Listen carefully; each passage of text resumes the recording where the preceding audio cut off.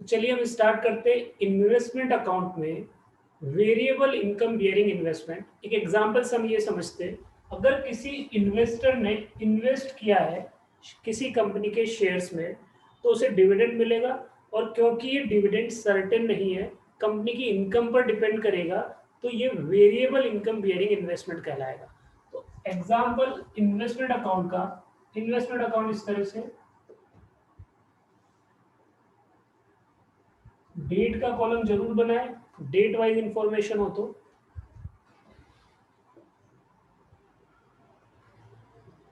Date के बाद particular, फिर आप फेस वैल्यू या नंबर्स में से जो चाहे वो कॉलम बना सकते हैं। मैं जनरली प्रिफर करता हूं नंबर्स को, तो नंबर ऑफ शेयर्स यहाँ पर आप एक कॉलम बना देंगे, नंबर्स। ठीक है। कई सारे सॉल्यूशन में आप फेस वैल्यू भी देखते हो, जैसे कि हमने डिबेंचर के केस में फेस वैल्यू का कॉलम प्रिफर किया था। ठीक है। यहाँ पर हमने नंबर्स लिखे, नंबर ऑफ शेयर्स यहाँ पर आ जाएंगे। फिर उसके बाद उन शेयर्स की जो कॉस्ट है, जो अमाउंट है, वो आपको यहाँ पर लिखना है। तो ये अमाउंट हो गया।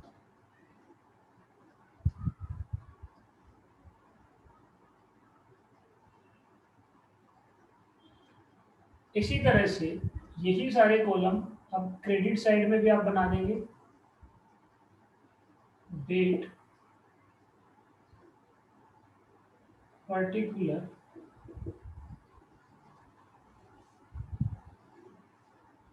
Numbers, amount. इस केस में जो डिविडेंड मिलता है उसका कॉलम मैं यहाँ नहीं ले रहा हूँ। डिविडेंड इनकम है हमारी, उसका सेपरेट आप अकाउंट बना सकते हो। ठीक है।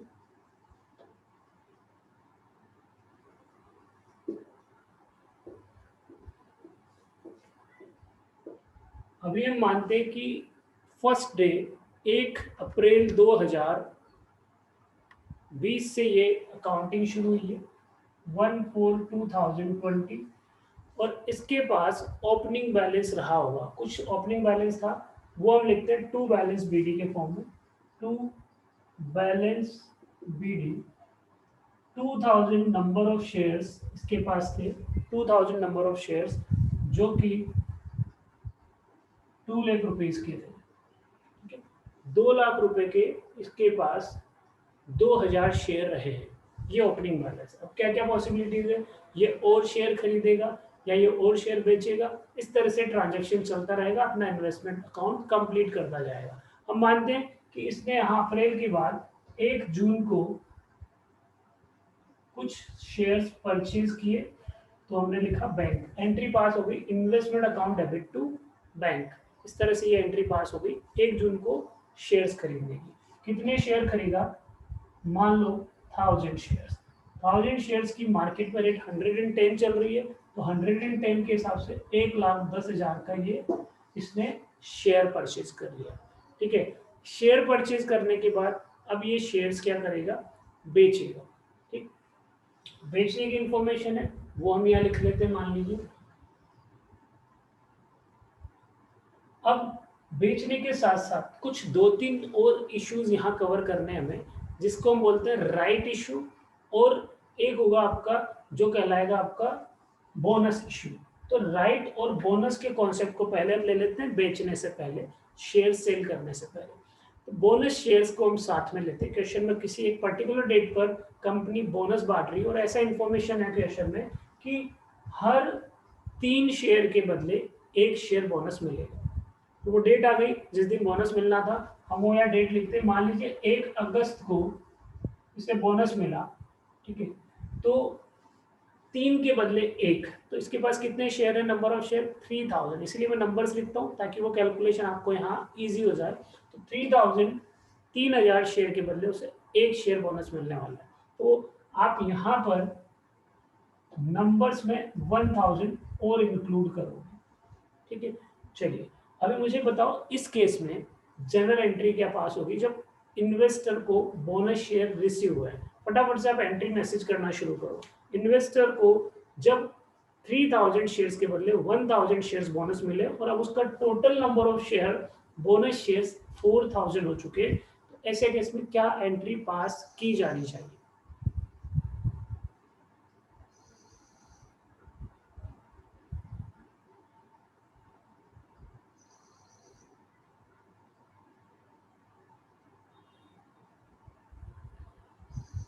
मैसेज करें।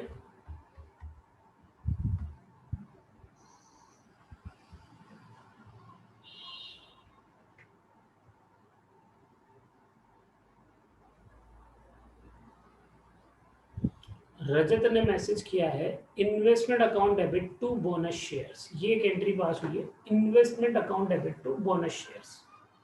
इन्वेस्टमेंट अकाउंट को बढ़ाया, बोनस शेयर्स को आपने, लॉजिक ढूंढते हैं चलिए।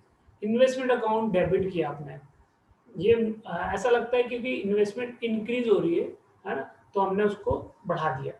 बोनस शेयर क्रेडिट क्यों किया, इसका लॉजिक क्या रहा होगा वो बताएं। हालांकि हीत ने एक आंसर लिखा है, no entry as no amount is there. ठीक है, हीत ने आंसर लिख दिया, पर रजत आपने लिखा था investment account debit to bonus shares, और इसी तरह से बहुत सारे स्टूडेंट भी ये लिखते हैं investment account debit to bonus shares.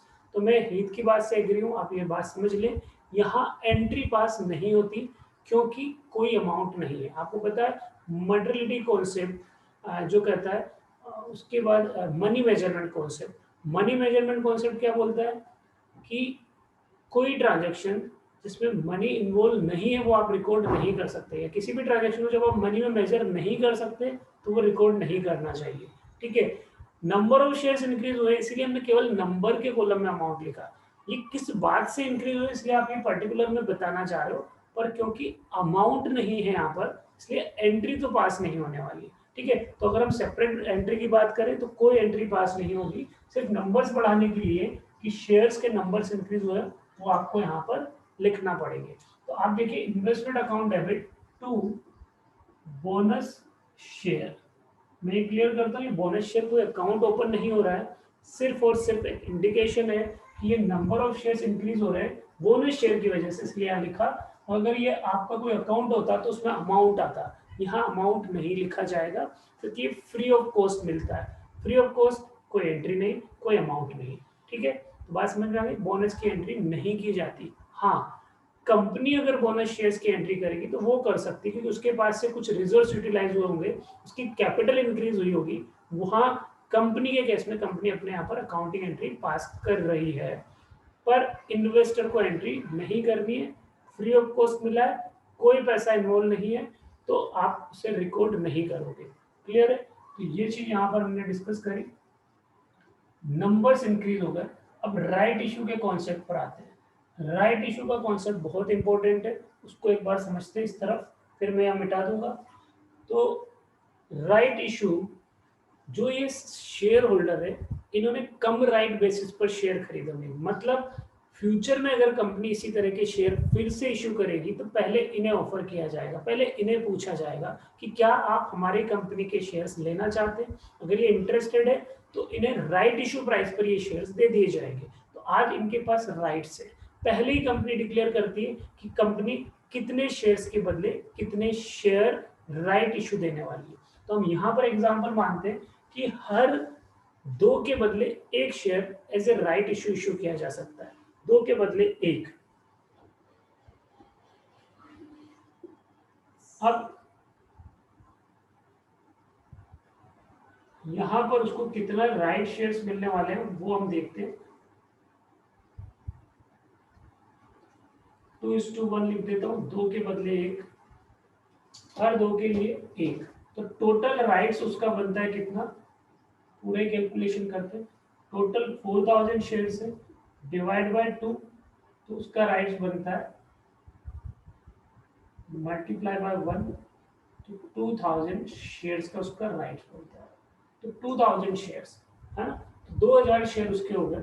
अब इस 2000 शेयर्स में से उसके पास ऑप्शन होता है, शेयर होल्डर के पास, इन्वेस्टर के पास, कि या तो वो ये शेयर्स क्या करे, परचेज कर ले, मतलब एक्सरसाइज कर ले, खुद खरीद ले।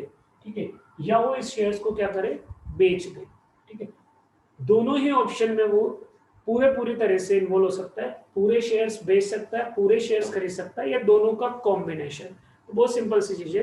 राइट शेयर के केस में इन्वेस्टर को इस बात का पूरा राइट है कि वो अपने राइट शेयर्स जो उसका इंटाइटलमेंट है उसको खरीद सकता है या उसको ट्रांसफर कर सकता है। ठीक है, खरीदेगा सिंपल वर्ड में बात करें तो परचेज कर लेगा या फिर बेच देगा, एक्सरसाइज कर लेगा या ट्रांसफर कर देगा। ये कॉन्सेप्ट आपने इनकम टैक्स में भी समझा होगा, है ना। सैलरी के कॉन्सेप्ट में, एम्प्लॉयज बेनिफिट के केस में आता है।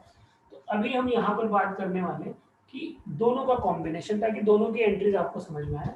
वह थोड़े शेयर्स क्या करता है, परचेज करता है, यानी कि अपना राइट एक्सरसाइज करता है, और थोड़े शेयर्स वो क्या करता है, ट्रांसफर करता है, यानी कि बेच देता है। ठीक है, तो ट्रांसफर परचेज दोनों की अगर हम बात करें, उसने 1500 शेयर्स परचेज करे और 500 क्या करे, बेच दिए। अब राइट प्राइस जो थी, राइट शेयर्स की प्राइस थी मान लीजिए 90 रुपीज। तो यहाँ पे जो परचेज किया उसकी एंट्री क्या बनेगी, इन्वेस्टमेंट परचेज करने की, investment in particular company share account debit to bank, ये पैसा देगा। तो अभी आप ये एंट्री कर लो, जो भी राइट की डेट थी, मान लीजिए 1 सितंबर 2020 थी, टू बैंक, और हम क्या करेंगे, राइट शेयर परचेज,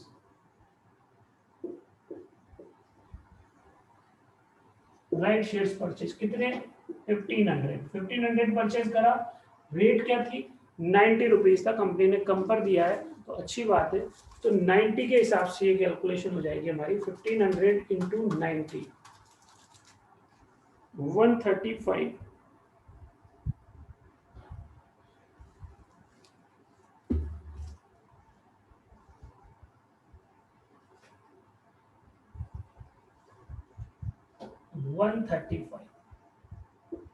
ठीक है, तो 135 का उसने पेमेंट किया। अब बारी आती है इस 500 की। इस 500 का क्या करना है, ये 500 उसने किसी एक दूसरे इन्वेस्टर को बेचे जिसके पास राइट्स नहीं थे, उसके पास पहले से शेयर नहीं थे।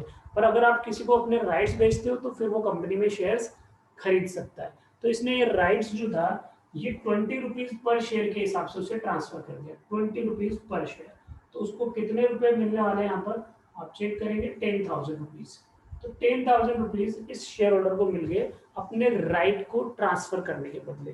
ठीक है, तो यहाँ क्या ट्रीटमेंट होना चाहिए उसे भी हम समझने वाले हैं, बहुत ध्यान से समझेंगे।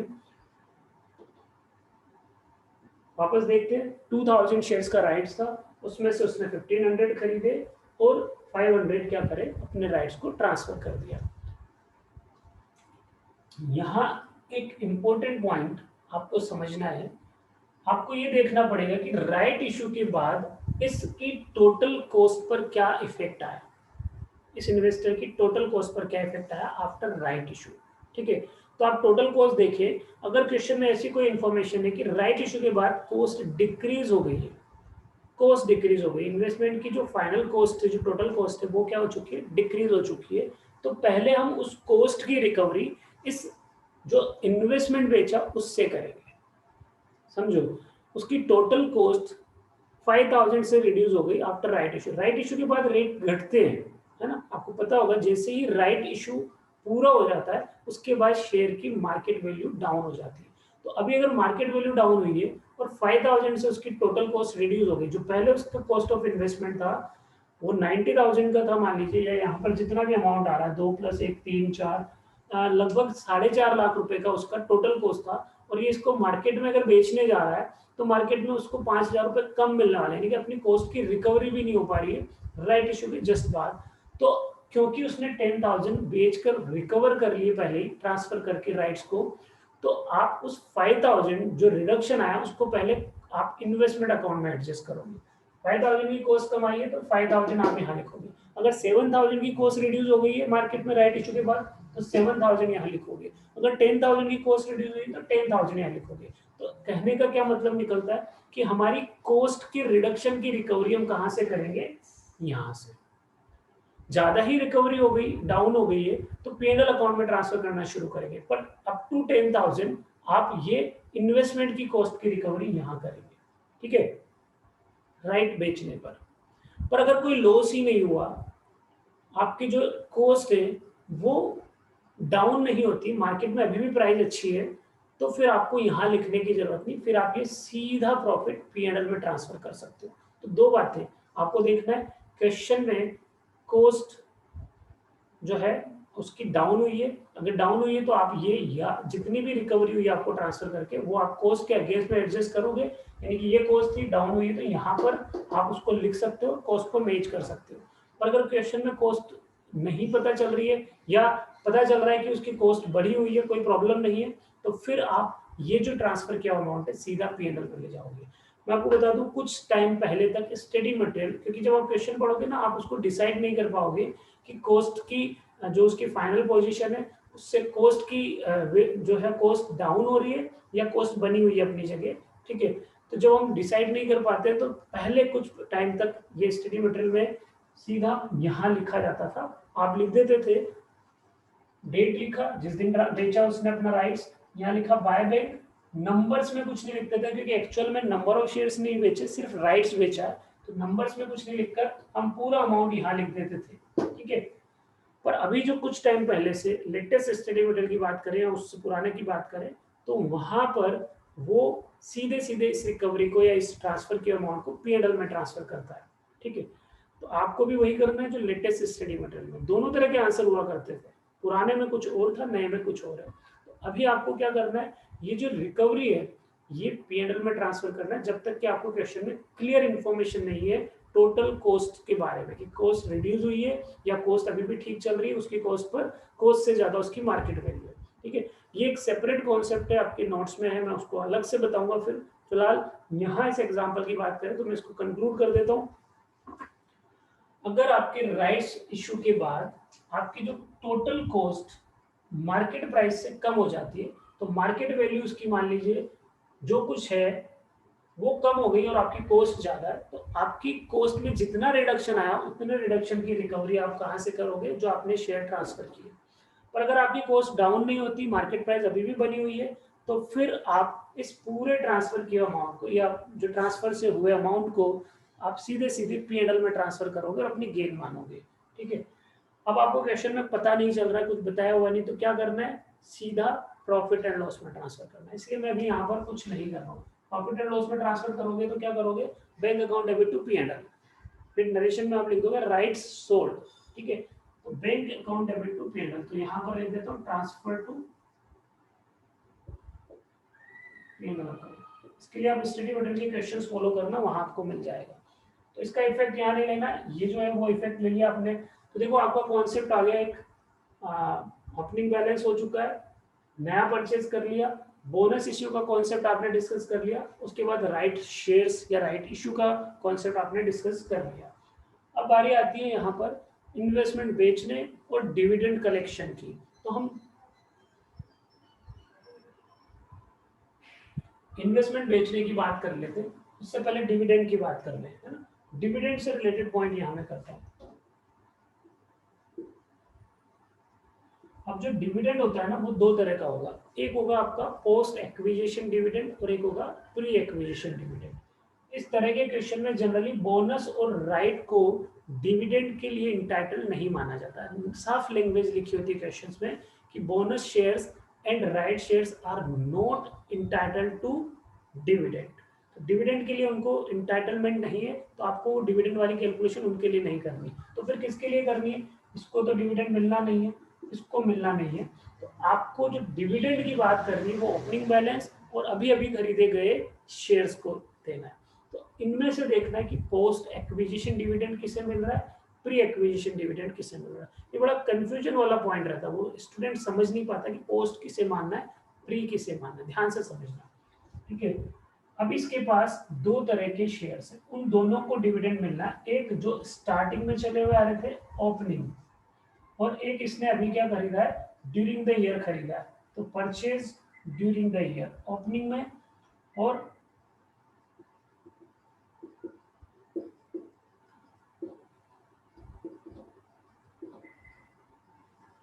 परचेज ड्यूरिंग द ओपनिंग में कितने थे 2000, ड्यूरिंग द ईयर कितने परचेज किए 1000। अभी इनकी फेस वैल्यू 100 रुपए मानी हुई है तो 100 से मल्टीप्लाई कर लो, यानी कि 2 लाख रुपए की फेस वैल्यू के स्टार्टिंग में थे और अभी जून में इसने खरीदे 1 लाख रुपए के, ठीक। ये दो तरह के इसके पास शेयर्स हैं। कंपनी ने मान लीजिए अक्टूबर या नवंबर में, ऐसी कोई डेट आपको मेंशन रहेगी क्वेश्चन में, कि डिविडेंड डिक्लेयर किया पास्ट ईयर के लिए, तो पास्ट ईयर के लिए डिविडेंड डिक्लेयर कर रही है कंपनी, और हमेशा यही किया जाएगा। 31 मार्च एंड होगी, फिर प्रॉफिट का एनालिसिस होगा, फिर प्रॉफिट हुआ, फिर कंपनी डिविडेंड देने वाली है। तो उन्होंने मान लीजिए अगस्त सितंबर अक्टूबर में कहीं डिविडेंड डिक्लेयर करके डिविडेंड डिस्ट्रीब्यूट किया, तो इसको भी डिविडेंड मिलेगा, इसको भी डिविडेंड मिलेगा। मान लीजिए 20% की रेट से डिविडेंड मिलना है, तो आप इसका 20% करोगे और इसका 20% करोगे, तो डिविडेंड का अमाउंट मिला हमें 40,000 और 20,000। पुराने चले हुए जो पुराने खरीदे हुए शेयर्स जो शुरू से चले हुए आ रहे हैं उन पर 40,000 का डिविडेंड मिला है, और जो अभी अभी इस साल खरीदे हैं जून में, उसको सितंबर में जो डिविडेंड मिला वो 20,000 का मिला। पर ये कंपनी ने जब दिया होगा तो ये कहाँ के प्रॉफिट से मिला होगा? मैसेज करके बताओ, क्या ये डिविडेंड करंट ईयर के प्रॉफिट से मिला है या ये डिविडेंड पास्ट ईयर के प्रॉफिट से मिला है? फटाफट मैसेज कर दो।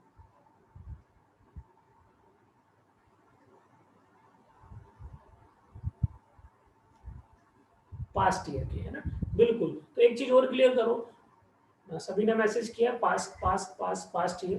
तो अभी अगर ये करंट ईयर के प्रॉफिट से डिविडेंड मिलता तो उस डिविडेंड को आप क्या नाम देते या किस नाम से बुलाते? अगर करंट ईयर के डिविडेंड, करंट ईयर के प्रॉफिट से करंट ईयर में ही डिविडेंड मिल रहा होता है, तो उसे हम फिर एक स्पेशल नाम से बोलते हैं। उसे क्या कहते हैं वो बताओ आप।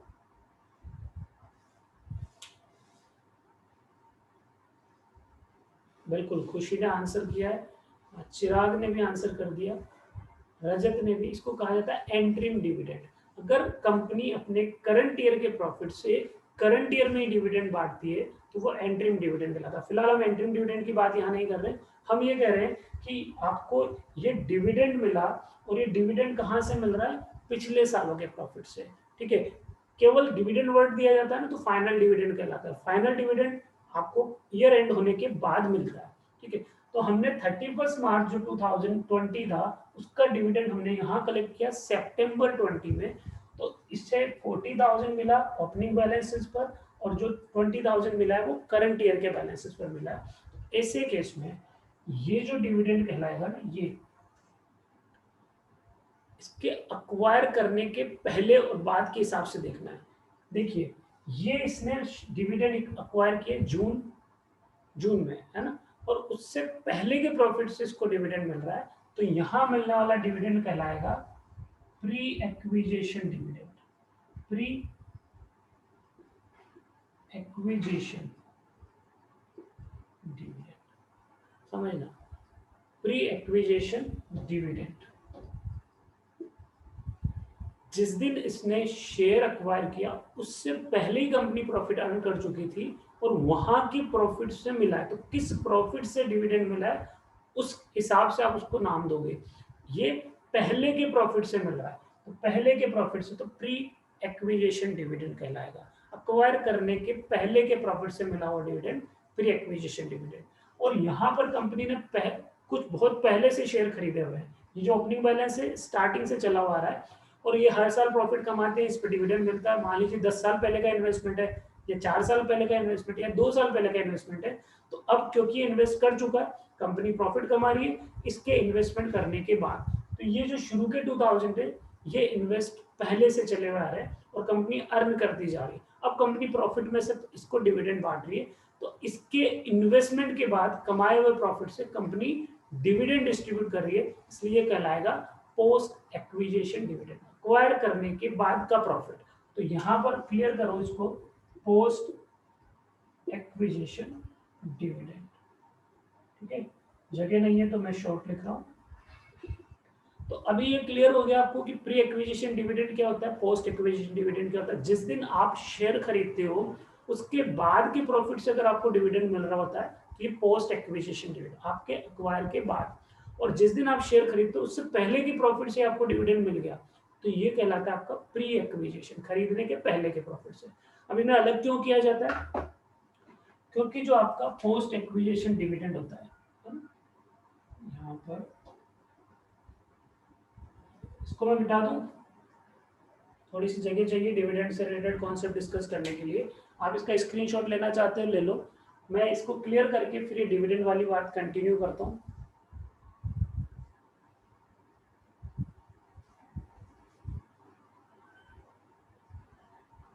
चलिए मैं क्लियर कर देता हूँ इसको।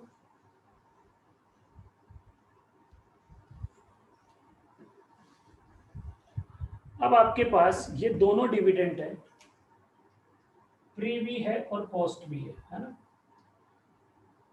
पहले प्री से रिलेटेड बात करते हैं। प्री है 40,000, पोस्ट पोस्ट है 40,000। पहले पोस्ट की बात कर लेते हैं।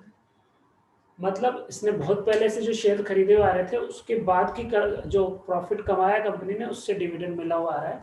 तो ये हम ये कह सकते हैं कि इसका पैसा इस प्रॉफिट को अर्न करने में इन्वॉल्व हो चुका है, यानी कि इसके पैसे से कंपनी ट्रेड करते हुए प्रॉफिट अर्न कर रही है। तो ये इसके लिए नॉर्मल प्रॉफिट होगा, यानी कि रेवेन्यू प्रॉफिट होगा।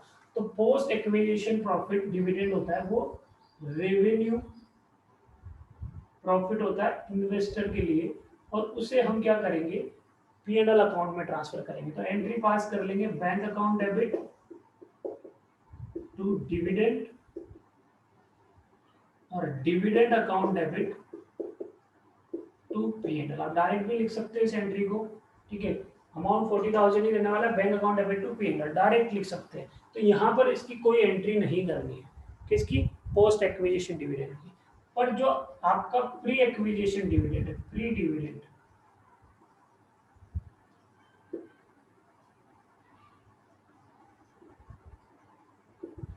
उसके केस में आपको एंट्री करनी पड़ेगी। ये हमारा 20,000 है, पैसा मिला, bank account debit to dividend कर लिया हमने। पर क्योंकि ये डिविडेंड इनकम नहीं है, ये हमारी इन्वेस्टमेंट की कॉस्ट को रिड्यूस करने के काम आएगा। ये डिविडेंड जो होता है ना, ये आपका कैपिटल प्रॉफिट कहलाता है। कैपिटल प्रॉफिट, रीजन क्या है कैपिटल प्रॉफिट का, आपने ऐसा क्या किया था पिछले साल जिसकी वजह से आपको डिविडेंड मिला? कुछ भी नहीं किया था, आपके पैसे इन्वॉल्व नहीं हुए थे। ये जो अमाउंट है तो आपने अभी दिया जून में, इस 1,10,000 का जो है उस प्रॉफिट को अर्न करने में कोई रोल नहीं था, ठीक है। फिर भी आपको फायदा मिल रहा है, ये सिर्फ इसलिए क्योंकि आपने रिकॉर्ड डेट, जो डिविडेंड डिस्ट्रीब्यूशन करने की डेट है, उससे पहले आपने इन्वेस्टमेंट करा हुआ है। तो कंपनी कहती है कि भाई रिकॉर्ड डेट से पहले कोई भी खरीद ले, हम उसे डिविडेंड दे देंगे। तो आपने केवल इन्वेस्टमेंट किया और आपको डिविडेंड मिल गया, तो आप ये कह सकते हो कि आपकी इन्वेस्टमेंट की कॉस्ट रिड्यूस हो गई। तो इन्वेस्टमेंट कम का पड़ गया हमारे लिए, तो आप इसे कैपिटल प्रॉफिट मानते हो, क्योंकि ये प्रॉफिट, आप ये जो इन्वेस्टमेंट का अमाउंट है, लास्ट ईयर के प्रॉफिट को अर्न करने में इसका कोई रोल नहीं था। तो सीधे सीधे क्या बात करें, bank account debit to dividend और dividend account debit to investment. 20,000 से अमाउंट लिख लेंगे, सीधा एक एंट्री भी पास कर सकते हैं, bank account debit to investment. तो ये पोस्टिंग यहाँ होगी। हमने माना कि मान लीजिए 1 अक्टूबर को हमें डिविडेंड मिला, तो बाय बैंक डिविडेंड रिसीव, यहाँ कुछ नहीं लिखना है, और डिविडेंड का अमाउंट 20,000 और 20,000 यहाँ लिख देना है। तो डिविडेंड से, जो कि हमारा पोस्ट एक्विजिशन डिविडेंड है, उससे हमारी कॉस्ट क्या होती है, रिड्यूस हो जाती है। तो कॉस्ट क्या है, रिड्यूस हो गई। सॉरी, प्री एक्विजिशन डिविडेंड है, उससे हमारी कॉस्ट क्या है, रिड्यूस हो गई, ठीक है। एंट्री इस तरह से पास हो जाएगी। आप ये एक बार देख लो ध्यान से, इसमें कोई कंफ्यूजन तो मैसेज करो। आप क्वेश्चन को कंक्लूड करने का टाइम आ गया। हमने इस क्वेश्चन में बोनस शेयर्स, राइट शेयर्स और डिविडेंड से रिलेटेड पॉइंट्स डिस्कस कर लिए। देखो, मुझे बताओ कोई कंफ्यूजन हो तो। सर ये जनरली जो कॉस्ट रिड्यूस होती है ये प्री एक्विजिशन वाले से होती है ना फिर हमेशा?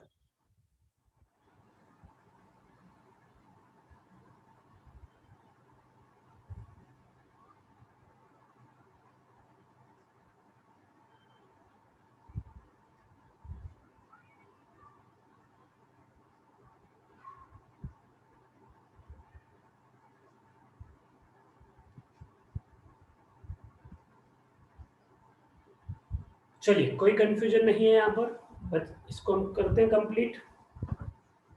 अब क्या हुआ, डिविडेंड मिला, आपकी टोटल कॉस्ट को रिड्यूस करा इसने। हमने यहाँ मान लीजिए अक्टूबर के बाद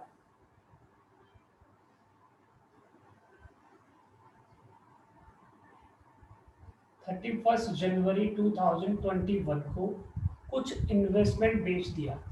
तो बाय बैंक इन्वेस्टमेंट सोल्ड,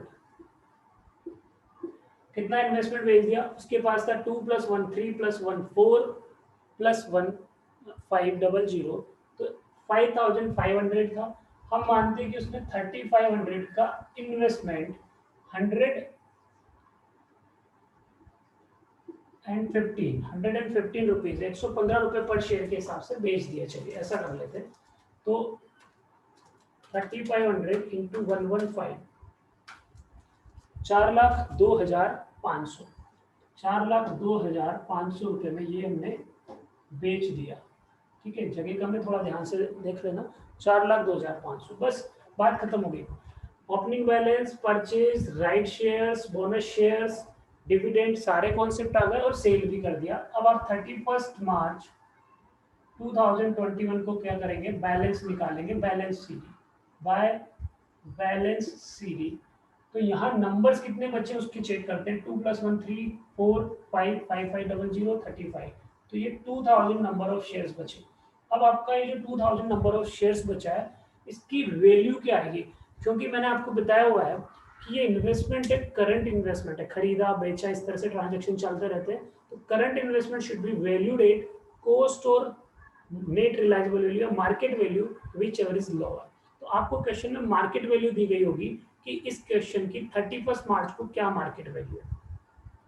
जैसा कि हमारी बात हुई है कि अगर मार्केट वैल्यू नहीं दी हो तो लेटेस्ट ट्रांजैक्शन की वैल्यू को ये मार्केट वैल्यू मान लेते हैं। अभी अगर मार्केट वैल्यू नहीं दी है तो लेटेस्ट ट्रांजैक्शन 115 रुपये पर हुआ है, यही मार्केट में चल रहा होगा, तो ऐसा हम मानते हुए वैल्यू करेंगे। तो मार्केट वैल्यू अवेलेबल है हमें 115,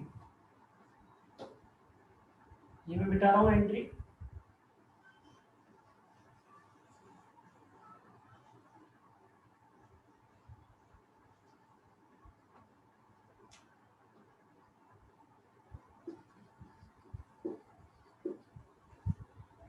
अब वर्किंग नोट बनेगा कैलकुलेशन ऑफ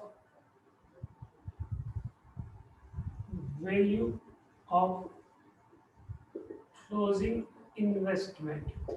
क्लोजिंग इन्वेस्टमेंट की वैल्यू जो 2000 है उसकी वैल्यू हमें करनी है। तो उसकी वैल्यू करने के लिए आपको क्या करना पड़ेगा, दो बातें चेक करनी पड़ेगी। पहली मार्केट वैल्यू 115, ये क्वेश्चन में जो भी दी हुई है वो आप ले लेंगे, और सेकंड कॉस्ट। तो कॉस्ट का कैलकुलेशन करें, तो कैलकुलेशन ऑफ कॉस्ट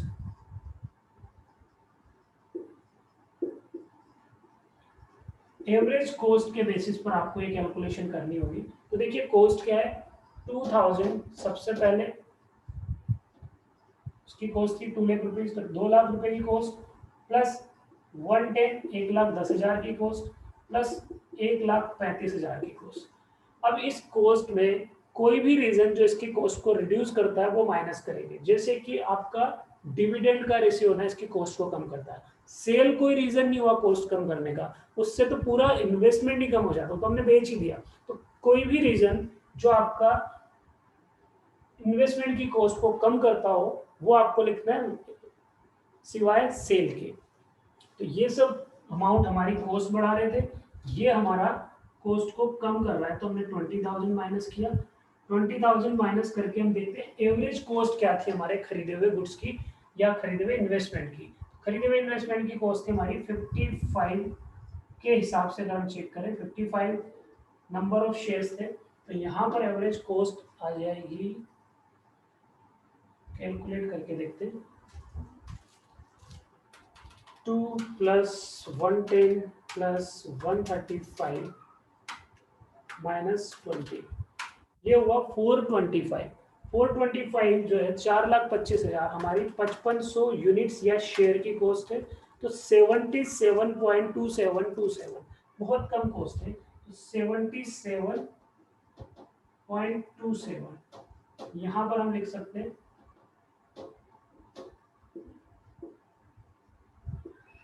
इनमें से जो भी कम है। अगर आपको 31 मार्च की एवरेज कॉस्ट एक यहाँ पर 80 दे रखी होती तो भी यही वाला कम आता।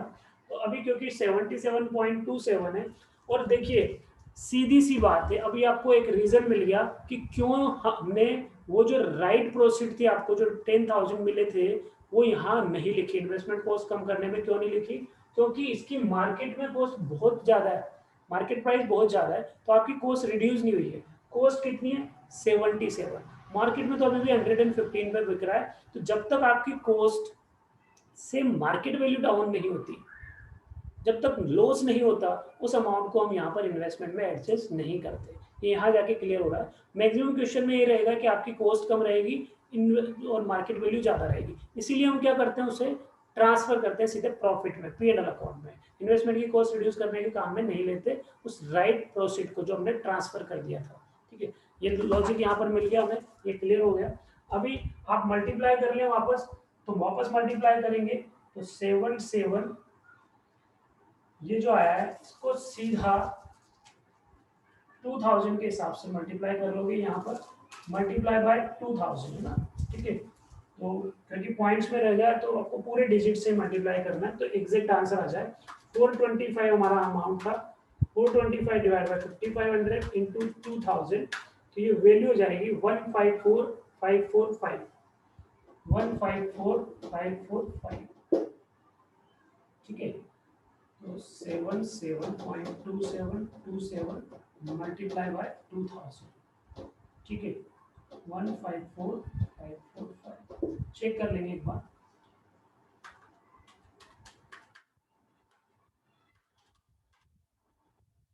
ठीक, अब क्योंकि इसकी कॉस्ट यहाँ पर ये आपने निकाली, इस सेल पर आपने प्रॉफिट नहीं निकाला था, तो आपका प्रॉफिट जो कुछ है वो बैलेंसिंग फिगर आएगा। तो हम चेक करते हैं कि हमारा टोटल क्रेडिट साइड और टोटल डेबिट साइड कितना है। इसको हम कह सकते हैं कि हमारे इन्वेस्टमेंट से रिलेटेड बैलेंस और रेवेन्यू कितना है और हमारी कॉस्ट कितना है। तो आप ये चेक करेंगे, आपके नंबर्स तो वही रहने वाले हैं, 5500 5500। ये चेक कर लो लास्ट, 20,000 प्लस 402,500 प्लस 154545, ये टोटल होता है 577,045। अब आपकी कॉस्ट क्या थी? कॉस्ट थी हमारी 2 लाख रुपए पहले वाले की चली हुई आई थी, 110 और 135। तो यहाँ जो प्रॉफिट हुआ है 132,045, ये P&L में हम लास्ट डे 31 मार्च 2020 को टू P&L इसमें ट्रांसफर करेंगे। 132,045 132,045 हमारा प्रॉफिट होगा। हालांकि इस प्रॉफिट को आप क्रॉस चेक कर सकते हैं, ठीक है, पर ये आपको एग्जाम में लिखने की जरूरत नहीं है, मैं आपको क्रॉस चेक करके बता देता हूँ। अगर मुझे प्रॉफिट टैली करना पड़े तो मैं ऐसे कर सकता हूँ कि देखो मेरी मार्केट वैल्यू है 150, मार्केट वैल्यू 115 पर शेयर। ठीक है, मार्केट वैल्यू 115 है और मेरी कॉस्ट जो है, मेरी कॉस्ट कितनी आ गई 77.27। तो मुझे जो प्रॉफिट हुआ है वो प्रॉफिट क्या है, वो प्रॉफिट निकल कर आ जाएगा। वो प्रॉफिट है आपका यहाँ पर, प्रॉफिट है डिफरेंस अमाउंट 115 माइनस 77.27, तो प्रॉफिट है 37.73 का प्रॉफिट हुआ है आपको 2000 यूनिट पर, 2000 इंटू 37.73 चेक करेंगे तो 75.460, 2000 सॉरी 2000 नहीं बेचा था हमने, 3500, तो 3500 पर हमने ये बेचा है। तो आप इसे चेक करें, 37.73 इंटू 3500, तो 132.55, हमें 55 और 45 आया है। इसके पीछे रीजन क्या है? क्योंकि हमने यहाँ पे 2 डिजिट ही लिखे हैं, जबकि यहाँ पर हमने 4 डिजिट्स तक लिखे हैं, तो लगभग वही प्रॉफिट्स रहने वाला है। तो आप यहाँ कर सकते हो 132.132,045 अप्रोक्स, उसी से मैच कर लो। 10 रुपए का डिफरेंस था, वो फ्रैक्शन की वजह से रहने वाला है। तो ये आपको करना नहीं है एग्जाम में, पर आप खुद कैलकुलेटर पर टैली कर सकते हो और चेक कर सकते हो कि आपने सही किया है गलत। तो इस तरह से ये प्रॉफिट आपको P&L अकाउंट में बाद में भेज देना है। ये मैंने एक एग्जाम्पल समझा दिया। इसी तरह के कई सारे एग्जाम्पल आपको अपने स्टडी मटेरियल और नोट्स में मिलने वाले हैं, जो हम कल करेंगे। फिलहाल इसमें कोई कंफ्यूजन हो तो आप मैसेज करो, हम डिस्कस कर लेते हैं।